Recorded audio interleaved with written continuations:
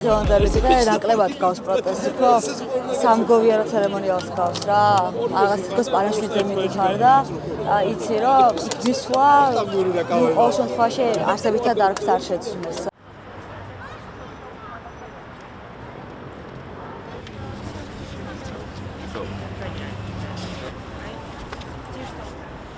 დღეს კონკრეტულად იმიტომ ვართ, რომ ამდენ უსამართლობას და ტრაგედიას უკვე მართლა ვეღარ ვუძლებთ, ყოველდღიურადაც კი დავდივართ, მაგრამ დღეს კონკრეტულად იმ ტრაგედიის გამო ვართ, რაც ახლა მოხდა ბათუმში,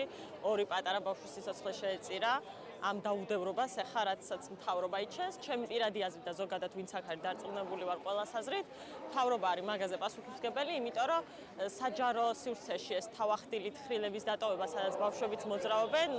ანუ არაფერში არ ჩდება საერთოდ მაგას მთავრობა უნდა აკონტროლებდეს და კარგად და დალაგებულად